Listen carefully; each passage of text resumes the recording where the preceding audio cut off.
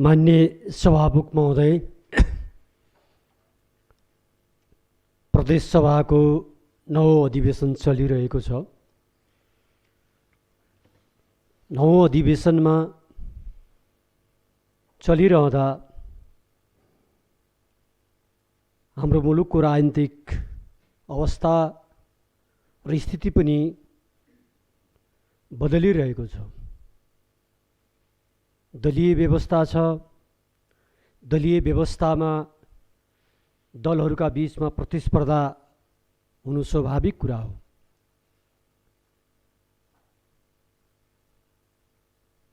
तर हाम्रो प्रतिस्पर्धाले हाम्रो समाज अगाडि बढ्दा जनता लाभान्वित हुन्छन्। मुलुक अगाडि बढ्दा मुलुक लाभान्वित हुने एउटा स्थिति रहन्छ। तर हामी निर्वाचनमा प्रतिस्पर्धा गर्छौं, जनताको परिणाम एउटा आउँछ। तर पनि मुलुक बनाउन हामी सबै मिलेर जाने कुरा, गर्न सक्दा मुलुक बन्छ, गर्न नसक्दा समय बित्छ। यो प्रदेश सभाको पनि 4 वर्षको समय अवधि सकिएको छ। जति अवधि छ, जे जिम्मेवारी छ, जे ठाउँमा नेकपा एमाले प्रदेश सभाको संसदीय दल उपस्थित छ, त्यस ठाउँबाट सकेसम्म रचनात्मक निर्माणको कुरा गरौँ भन्ने कुरा नै हो। यद्यपि अगाडि बढ्दा 4 वर्षको अनुभव कर्णाली प्रदेशको प्रदेश सभाभित्र मुलुकका अरू प्रदेशहरूले पनि हेर्ने गरी कतिपय घटनाक्रमहरू घटेका छन् नै। ती घटनाक्रमका पात्रहरू हामी हौँ नै, त्यो भनिरहन कुनै गाह्रो र अप्ठ्यारो छैन नै। तर हाम्रो कर्णाली प्रदेश, हाम्रो चेतना र अवस्था हेर्दा नवौं अधिवेशन सुरु हुँदा सरकारको एउटा अवस्था थियो, आज आइपुग्दा एउटा अवस्था छ। आजको अवस्था आउँदा कर्णालीको परिचय फेरि बदलिएको छ। त्यो सकारात्मक ढङ्गले बदलिने कुरा रहेन। अब कर्णाली प्रदेश जो कोही जाउँ बाहिर जाँदा कसैले सोध्यो भने कर्णालीको प्रदेश भन्दा ए कर्णाली प्रदेश त यस्तो भन्ने परिचयका साथ सरकार अगाडि बढिरहेछ। त्यसप्रति मेरो कुनै दिलचस्पीको कुरा पनि छैन। तर त्यो ठाउँ सार्वजनिक ठाउँ, त्यो जिम्मेवारीको ठाउँ भए हुनाले कहिलेकाहीँ कर्णालीवासीका हिसाबले त्यो मलाई पनि छुन्छ, त्यो अरूलाई पनि छुन्छ जस्तो लाग्छ। हुन त हाम्रो समाज यस्तै हो। अहिले सङ्घीय मै रहेको पार्टीको माननीय सदस्य, मलाई भन्न कुनै अप्ठ्यारो छैन, यही कर्णाली प्रदेशको एउटा माननीय सदस्य एउटा अवस्थामा हुनुहुन्छ। संजोगले यही कर्णाली प्रदेशकै पर्नुभयो। स्वयं यही सरकारमा रहेका एकजना मन्त्रीले आजभन्दा धेरै समय अगाडि भनेको एउटा महिलालाई लगेर यसलाई त ठिक पार्नुपर्छ भनेको अडियो पनि हामी सुनिरहेछौँ। हामी यस्तो प्रदेशका ठाउँमा फेरि पनि हामी छलफल गर्न बसिरहेछौँ। गएको अधिवेशनमा खास विषय उठाइयो, नवौं अधिवेशनमा पनि हामीले खास विषय उठायौँ। यद्यपि यो रोस्टमबाट बोल्दा जिम्मेवारी फरक भए पनि जोडकोड मिल्दा कहिलेकाहीँ बाहिर चर्चाको विषय पनि बन्छ अरे भन्ने सुनिरहेछु। फेरि पनि हामीले सरकारले जसरी कर्णालीको बदनाम गर्ने गरी, कर्णालीको सीमित साधन र स्रोतलाई दुरुपयोग गर्ने गरी, कर्णालीमा विकास गर्ने होइन विकास खाने हो भन्ने मनोविज्ञानलाई बढावा दिने गरी अध्यादेश मार्फत जुन बजेट ल्याएको थियो, त्यो बजेट माथि हामीले सभा प्रारम्भ हुनासाथ हामीले ध्यान आकर्षण गऱ्यौँ, छलफल गऱ्यौँ। सबै त्यसमा सकारात्मक ढङ्गले अगाडि बढ्ने गरी एउटा सहमति गरियो। त्यहाँ ठुला राम्रा कुरा पनि भए। उस्तै पर्दा प्रतिपक्षलाई उछिनेर नयाँ प्रस्तावहरू पनि आए। गर्ने ठाउँमा उहाँहरू नै हुनुहुन्थ्यो। कर्णालीका नेतृत्वको दुईटा सरकार छन्। आफ्नो मूल्याङ्कन समयक्रममा हामी गरौँला। विगतको सरकार संरचनाका हिसाबले, जनसमर्थनका हिसाबले कर्णाली बनाउने सरकार थियो, तर उसका अयोग्यताका कारणले 4 वर्ष खेर गए। त्यति बेला पनि हामी सत्ता पक्षमा रहँदाखेरि पनि सहयोग गर्ने कुरा गरेकै थियौँ, यिनै कुरा उठाएका थियौँ। प्रमुख प्रतिपक्षले पनि रचनात्मक कुरा गरेकै जस्तो लाग्छ। तर आज कर्णाली बनाउनका निम्ति होइन कि आफू बन्नका निम्ति लागेकाहरूलाई सामेल गरेर आजको मुख्यमन्त्री हिँडिरहनु भएको छ। कर्णाली बनाउने विचार बोकेर हिँडिरहेकाहरूलाई साथमा लिएर होइन, आफू बन्नका लागि जे पनि गर्न तयार भएकालाई लिएर नेतृत्व गरिरहनु भएको छ। तर पनि उहाँ छलफलमा हामी सहमत भयौँ। हामीले योभन्दा अगाडिको बैठकमा तिनै विषयलाई ध्यान आकर्षण गऱ्यौँ। तल के छ म धेरै खोज्न जान्न, तर एउटा संस्थागत विकासका निम्ति, एउटा सुशासनका निम्ति 4 वर्षको यो अनुभवको बीचमा संसद मार्फत मैले प्राप्त गरेको यो कागज मैले यसलाई महत्त्वपूर्ण रूपमा लिएको छु। सुशासनका निम्ति, सुव्यवस्थाका निम्ति र संसदको मर्यादा र दायित्व निर्वाह गर्नका निम्ति यहाँ भित्रका कुरा फेरि पनि छलफल गर्नुपर्ने नै छन्। तर त्यस्ताको सङ्गतका बावजुद पनि उहाँले जुन आँट गर्नुभयो, भित्रका कुरा त छलफल गर्न बाँकी छन्। जे आँट गर्नुभयो यसका निम्ति म धन्यवाद दिन चाहन्छु। यस कारणले कि यसले सुशासनको बाटोलाई पछ्याएको छ। यसले संसदप्रति सरकार जवाबदेही र जिम्मेवार हुन्छ भन्ने कुरालाई पछ्याएको छ। यसले थोरै भए पनि कुरा उठेपछि सम्बोधन हुन्छ भनेर सकारात्मक बाटोमा हिँड्ने कोसिस गरेको छ। कोसिस गर्दा कति अगाडि बढ्नुहुन्छ त्यो हिँडेपछि मात्रै भन्न सकिने कुरा हो। आज बाँड्न पाए हुने, खान पाए हुने, त्यो पनि जिम्मेवार ठाउँमा बसेकाहरूले गर्ने प्रवृत्तिका विरुद्ध हामी, त्यो मेरो प्रतिपक्षको मात्रै म भन्दिनँ, 18 गते संसदभित्र रहेका सबै दलका नेता सामेल थियौँ। उहाँ आज त हुनुहुन्न, त्यति बेला पनि मैले भनेको हो, आज पनि म दोहोऱ्याएर भन्न चाहन्छु, निवर्तमान मुख्यमन्त्री पनि एउटा दलको नेताले त्यहाँ सामेल हुनुहुन्थ्यो। अरू दलको बैठकमा र एउटै पार्टीमा हुँदा त उहाँले धेरै पटक भनेको सुनेका थिएँ। अस्ति पनि उहाँले के भन्नुभयो, यो 15 लाख होइन, मेरो विचारमा त यो 50 लाख पुर्याउनुपर्छ भन्ने थियो उहाँको कुरा। अझ उहाँ त 1 करोड भन्दा एरोस्टममा दलमा त्यस्तो भन्ने, उहाँले नै ल्याएको बजेटले करोड के लाख, हजारको पनि इज्जत थाम्न नसक्ने गरी बजेट विनियोजन भएको दृष्टान्त हामीले देखिरहेका छौँ। मान्य सभामुज्यू, त्यस कारणले म फेरि पनि भन्न चाहन्छु, नेकपा एमाले जुन स्थानमा छ त्यो ठाउँबाट हामी रचनात्मक भूमिकाका निम्ति निर्माण गर्ने कुरा हो। दलीय व्यवस्थामा राज्यको साधन स्रोत एकलौटी बाँड्दाको अनुभव काङ्ग्रेसलाई राम्रोसँग थाहा छ। 48 साल कस्तो होला हामी सबैले अनुमान गरौँ त। तर पनि जनताको पक्षमा काम गर्न नसक्दा, तदनुकूल किसिमले नीति ल्याउन नसक्दा त्यस्तो हुँदो रहेछ। आज जनमत हेर्दा त्यस्तो देखिरहेछ। यही बिचमा म रुकुम जिल्ला पुगेँ। रुकुम जिल्लाहरू पनि पुग्नु भयो होला। त्यहाँ कुनै लोकतन्त्रको कुनै अनुभूति गर्ने कुनै अवस्था छैन। त्यहाँ कुनै हामीले पारित गरेका नियम र कानुनका आधारबाट पैसा खर्च भइरहेको छैन। संयोगवश मैले केहीसँग अनुभूति सेयर गर्ने रुचिका साथ अगाडि बढ्यो।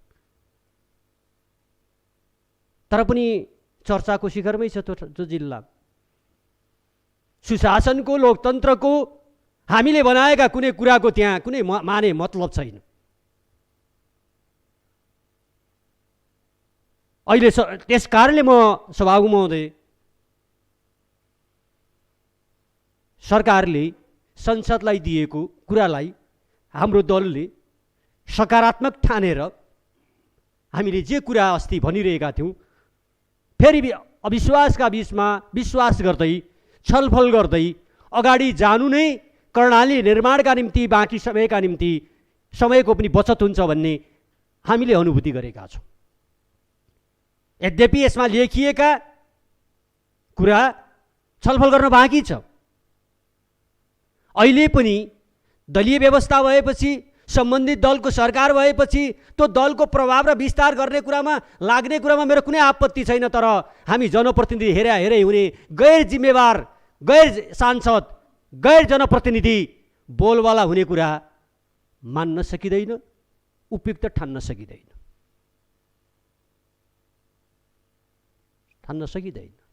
हो, सरकारमा हुँदा सरकारमा रहने पार्टीले के का निम्ति त्यहाँ त्यसको साधन र स्रोत र जनशक्तिलाई प्रयोग गर्छ उसको कुरा हो।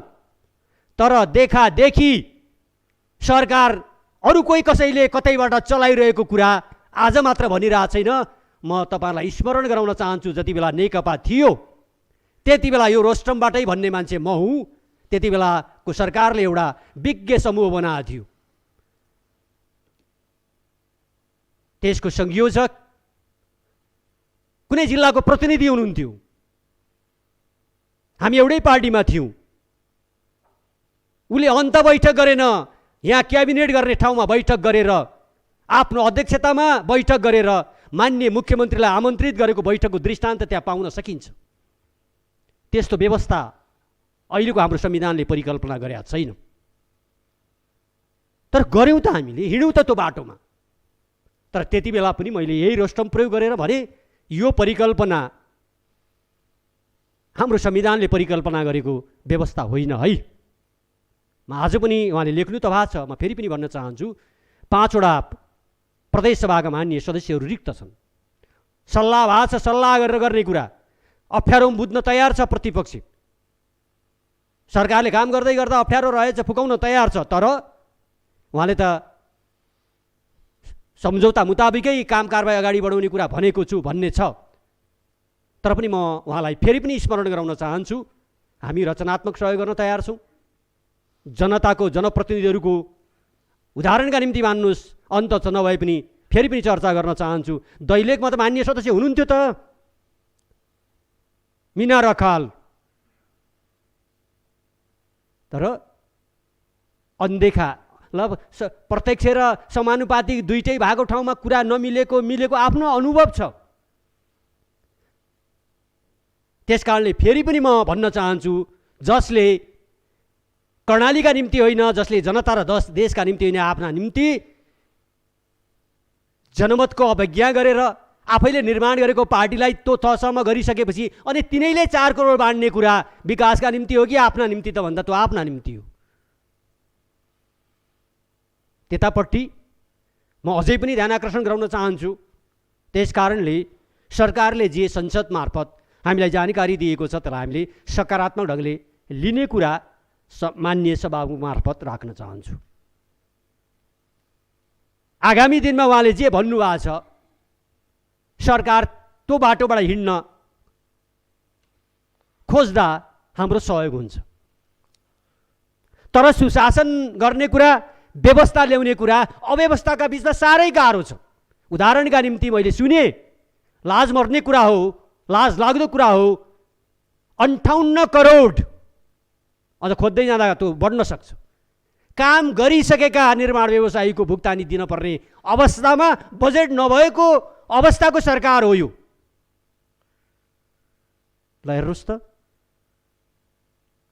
काम गरिसके, खोज्दै जाँदा त्यो सङ्ख्या त्यति पुग्यो, त्यो रकमको भोल्युम त्यो पुग्यो। त्यो हामीले वा प्रतिपक्षले उठाउनु पर्ने माग हो त भन्दा होइन, त्यो स्वयं सरकारले तिर्नै पर्ने, भुक्तानी गर्नै पर्ने दायित्वमा हो। तर पनि हाम्रो यस्तो सरकार र यस्तो प्रदेशसभा भयो कि हामीले त्यो माग उठाउनु पर्ने भयो, सरकारसँग सम्झौता गराउनु पर्ने भयो, सरकारसँग सहमति गर्न पर्ने भयो, अनि सरकारले त्यो माग पुरा गरे बापत हामीले गुन्जस लिए जस्तो गरेर अगाडि बढ्न पर्ने जुन परिस्थिति छ, यसैबाट थाहा हुन्छ कि बजेट कसरी बन्छ, खर्च कसरी हुन्छ, सजिलै थाहा पाउन सकिन्छ त। 4 वर्ष बितिसक्यो, हामी चलाइरहेको सभाका खर्च पर्चको व्यवस्था नियमअनुसार होइन, व्यवस्था अनुसार होइन, व्यवहारिकताका हिसाबले पनि व्यवस्था गर्दै समस्याको समाधान गर्दै गरेको भन्ने सुन्दैछु। आज 4 वर्ष भइसक्यो यही सभा यही चलिरहेको ठाउँको बारेमा पनि। त्यसकारणले सरकार एउटा विधिबाट चल्थ्यो, एउटा विधिबाट चल्थ्यो, एउटा प्रक्रियाबाट चल्थ्यो, एउटा मान्यताबाट चल्थ्यो, तर सबै भत्काएको अवस्थाबाट सरकार चलाएका कारणले गर्दा आज यो बाटो हिँड्न कठिन छ नै होला जस्तो लाग्छ, कठिन छ होला जस्तो लाग्छ। त्यसकारणले सुशासन कायम गर्ने कुरामा जे कुराको पहल कदमी जे सरकारको नेतृत्वले गर्नुभएको छ, त्यसलाई मैले अघि पनि भने, त्यसलाई मैले सकारात्मक ढङ्गले लिएको छु।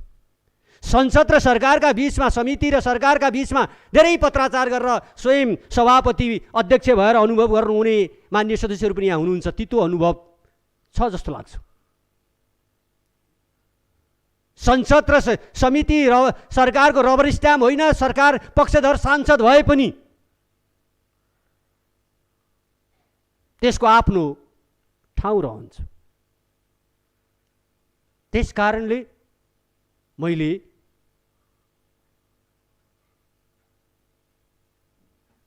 त्यो कुरा उठाएको एउटा कुरा चाहिँ यहाँ राख्न चाहन्छु। यस आधारबाट यसलाई हामीले सकारात्मक ढङ्गले लिन चाहन्छौँ, तर लेखिएका कुराका बारेमा सरकारको नेतृत्व गर्नुहुने माननीय मुख्यमन्त्रीज्यूले जे भन्नुभएको छ र जे गर्नुभएको छ, बाँकी विषय छलफल गरेर समाधान गर्न सकिन्छ भन्ने निष्कर्षका साथ हामीले अस्ति जे भनिरहेको थियौँ त्यसमा हामी सकारात्मक सोचका साथ अगाडि बढेको कुरा माननीय सभामुख मार्फत जानकारी गराउन चाहन्छु। यही क्रममा दुईटा सुझाव स्वरूप दुईटा विषय थप्न चाहन्छु। मैले अस्ति पनि भनेको थिएँ, आजसम्म त उद्घाटन गर्न सकिन्थ्यो, तर ढिलै भए पनि एउटा कर्णालीकै जहाँ बने पनि गौरवको योजना रङ्गशाला बनाउँदै हुनुहुन्छ, बन्दैछ, अझै पनि सकिन्छ भने त्यसको सिट सङ्ख्या भोलि यतिको जग्गा अन्त कहीँ पाइँदैन। फेरि म विनम्रतापूर्वक अहिलेको काम नरोकिने गरी त्यसको सिट सङ्ख्या बढाउन सकिने कुरा कहीँ ठाउँ रहन्छन्, गुन्जाइस हुन्छ भने त्यतापट्टि ध्यान दिउँ, किनभने भोलि फेरि अर्को ठाउँमा निर्माण गर्न सकिँदैन।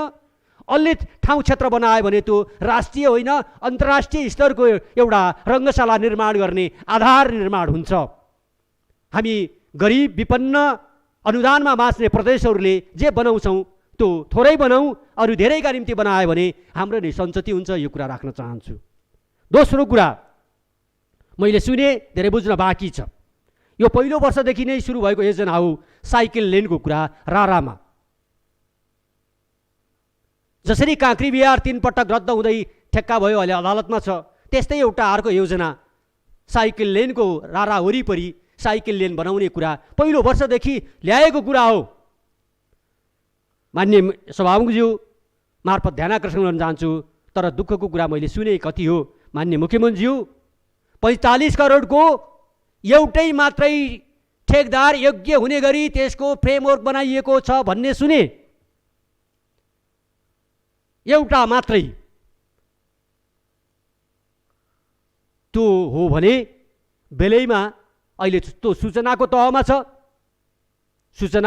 छ। यदि त्यस्तो हो भने त्यसमा बेलैमा ध्यान जाओस्। यत्रो प्रविधि र निर्माण व्यवसायको क्षमताको विकास भएका बेला एउटा मात्रै पक्ष योग्य हुने गरी सूचना निकाल्ने कुरा त्यो शोभनीय हुँदैन, त्यो जायज हुँदैन। अहिले त्यसका पछाडि लुकेको कुरा गर्नु हतारो हुन्छ। हाम्रो मतलब सुधार गर्ने कुरा प्रमुख कुरा हो, सच्याउने कुरा प्रमुख कुरा हो। तब त्यो बन्दैछ भने त्यस्तो तरिका विलम्बको कुरा गरौँ। तेस्रो कुरा होसियारीका साथ, मलाई त त्यो विश्वास लाग्दैन, तर झन्डा हल्लाउने साथीहरूले आफ्ना जिल्लामा 15 लाख के भयो त दुईटा खप्ट्याउ त्यहाँ सम्झौता गरौँ भनेर भन्ने विधि छ जस्तो मलाई लाग्दैन। 10-10 लाख आफै 20 लाख बनाएर उही सम्झौता गर्ने गरी अहिले भन्नु फेरि जनतालाई ढाँट्ने कुरा हुन्छ। योजना तर्जुमाका आफ्ना तरिका छन्, आफ्ना प्रक्रिया छन्, आफ्ना प्रोसेस छन्, त्यो बाटो बिराउँछ जस्तो मलाई लाग्दैन। त्यसमध्ये पनि संसदमा जे अहिले उहाँले प्रस्तुत गर्नुभएको 84-85 करोडको जे रकम छ त्यो भनेको सल्लाह गरेर, सल्लाह भनेको सबैको साझा 58 करोड तिर्न पर्ने भए तिर्ने, योजना छुटेको भए छुट्ने कुरामै ध्यान केन्द्रित गर्ने कुरा होला। तर फेरि आफू खुसी, हाम्रा देशको झन्डा हल्लाउनेहरूको त वा देशै चलाउनेहरूको त आज एउटा छ भोलि अर्को छ, तर पनि संवाद गरेर जानुपर्ने एउटा अवस्था छ। यस्तो अवस्थामा चाहिँ मलाई लाग्छ जे हामीले वातावरण विश्वासिलो वातावरण बनाउने जुन पहल गर्नुभएको छ, मलाई लाग्छ हामी हाम्रो ठाउँबाट सकारात्मक सहयोग रहने कुरा, यसकारणले कि त्यसले सुशासनलाई बल पुर्याउँछ, त्यसले संस्थागत विकासलाई बल पुर्याउँछ, त्यसले बाँडीचुँडी खाने कुरालाई हतोत्साहित गर्छ, त्यसले थोरै भए पनि हाम्रो ठाउँमा विकास र निर्माणलाई टेवा पुर्याउँछ। त्यसकारणले मैले यति कुरा गरेको छु। यस आधारबाट फेरि पनि मैले सबै तलको विवरण त हेर्न पाएको छैन। उहाँले 7 वटा बुदामा पोर्टफोलियोमा जसरी यहाँ लेख्नु भएको छ त्यसलाई सकारात्मक रूपले ठानेको छु र आगामी दिनमा जे हामीले संवाद र सहमतिका आधारबाट, सल्लाहका आधारबाट अगाडि बढ्ने कुरा गरेका छौँ, त्यो दिशाबाट सरकार हिँड्दा हाम्रो तर्फबाट सहयोग रहने कुरा राख्दै बिदा हुन चाहन्छु। धन्यवाद।